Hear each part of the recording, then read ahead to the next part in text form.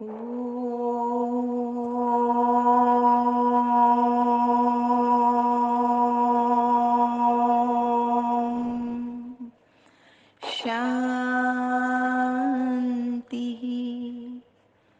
सत्यम शिवम सुंदरम सतचित्त आनंद स्वरूप सत श्री अकाल मूर्त सदाशिव परम पिता परमात्मा की प्यारी संतान, प्यारे भाइयों तथा बहनों, आज की मुरली का मंथन प्रस्तुत करने से पूर्व एक गीत प्रस्तुत करते हैं। ये जो जीवन मिला है, साधना का जीवन, ये उस प्रभु की अमानत है। ये जो विवेकपूर्ण जीवन मिला है, ये सब उसकी देन है। सिर्फ हमें इस यात्रा पर चलते जाना है। इससे संबंधित एक भजन है बहुत सुंदर। जीवन तुमने दिया है, संभालोगे तुम। जीवन तुमने दिया है, संभालोगे तुम। आशा हमें है, विश्वास है, हर मुश्किल से विधाता निकालोगे तुम।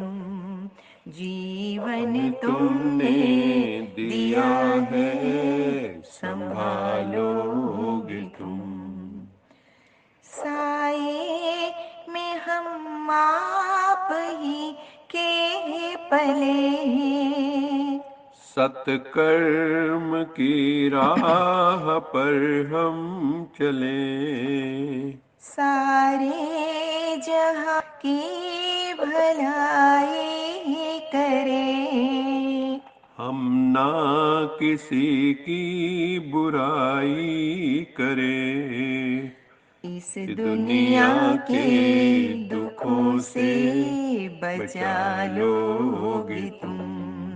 जीवन तुमने दिया है, संभालोगे तुम। हर पल तुम्हारा अगर साथ है, फिर हमको डरने की क्या बात है। कठिनाइयों से न हारेंगे हम, तुमको हमेशा पुकारेंगे हम। अपने गले से हमें भी लगा लोगे तुम। जीवन तुमने दिया है, संभालोगे तुम। छाया कहीं तो कहीं धूप है नाम शिव ज्योति बिंदु रूप है। हर दिल में तुम हो समाए हुए, हम सब तुम्हारे बनाए हुए। हम जो रूठे कभी तो मना लोगे तुम। जीवन तुमने दिया है, संभालोगे तुम। आशा हमें है, विश्वास है, हर मुश्किल से विधाता निकालोगे तुम। जीवन तुमने दिया है, संभालोगे तुम।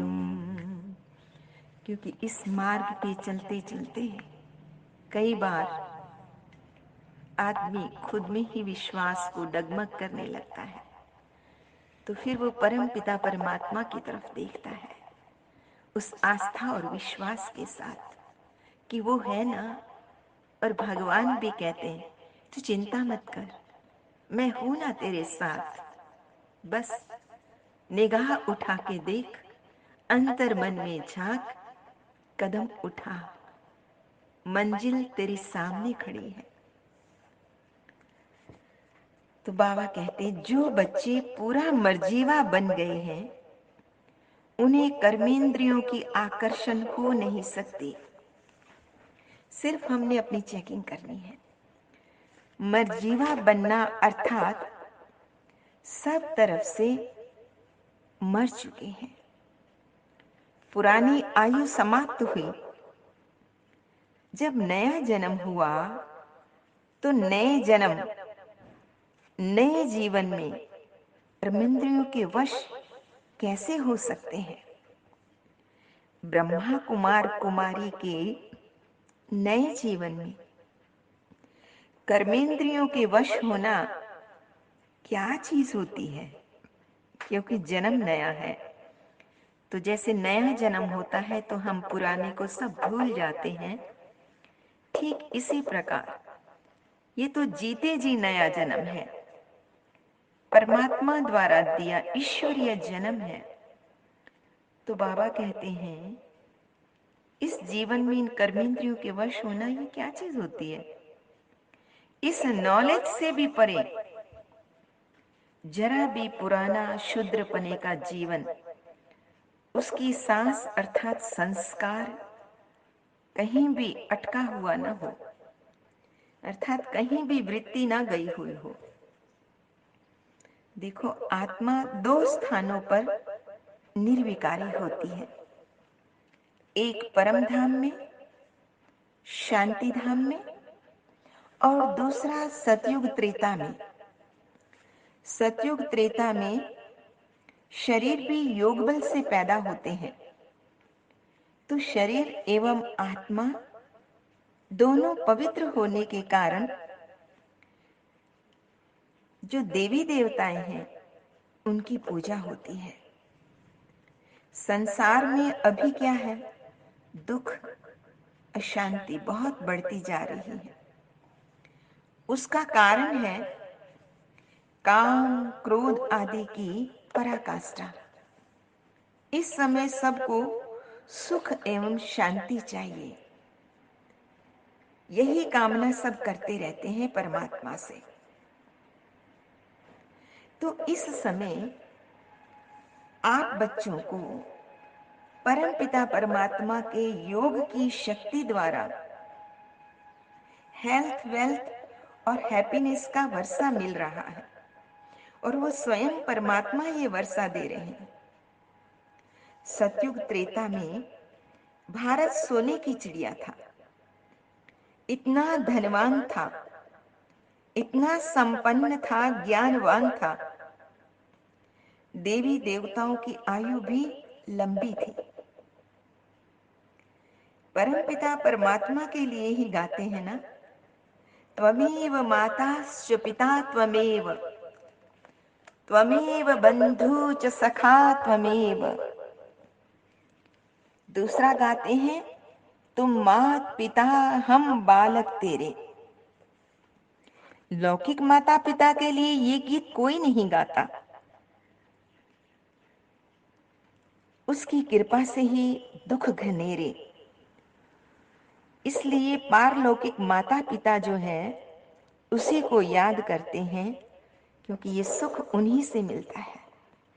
सतयुग में है सुख का संबंध और कलयुग में है दुख का संबंध।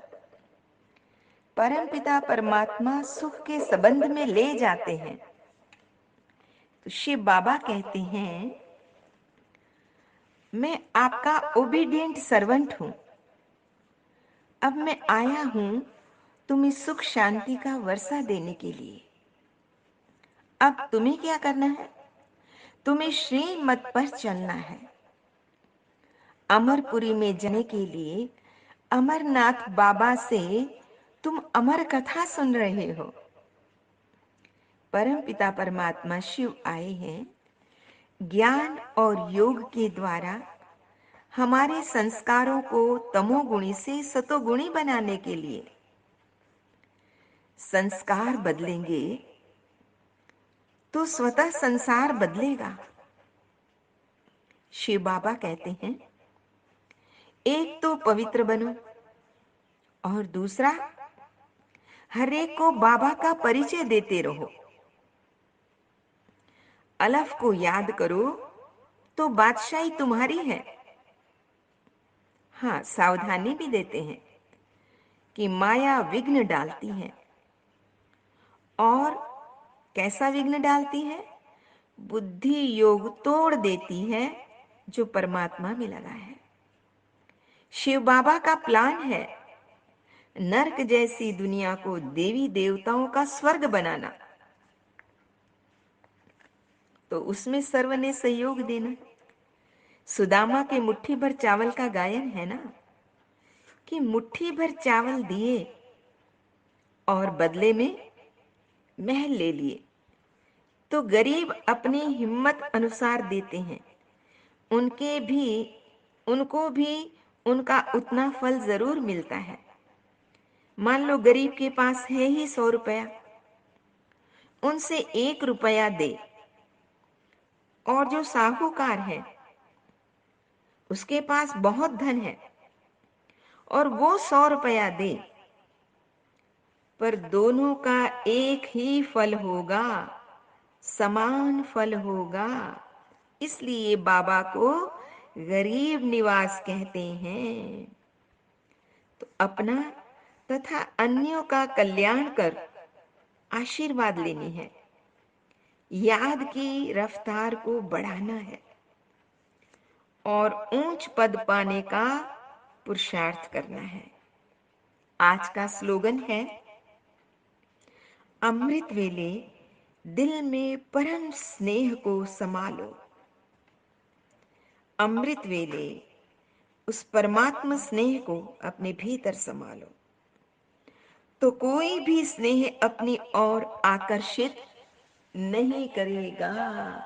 ये जो सांसारिक सुख है आकर्षित नहीं करेंगे। अच्छा, मीठे मीठे सिकले दे बच्चों प्रति माता पिता बाप दादा का याद प्यार और गुड मॉर्निंग। रूहानी बाप की रूहानी बच्चों को नमस्ते। हम रूहानी बच्चों के रूहानी माता पिता बाप दादा को याद प्यार गुड मॉर्निंग और नमस्ते। सदा रहो हंसते, कहीं नहीं फंसते, बन जाओ फरिश्ते, बांध लो अपने बसते चलो प्रभु के रास्ते। वाहिगुरु जी का खालसा वाहिगुरु जी की फतेह। बोल साचे दरबार की जय। लोका समस्ता सुखिनो भवन्तु।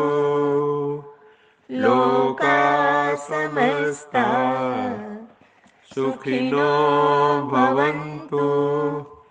लोका समस्ता सुखिनो भवन्तु। ओम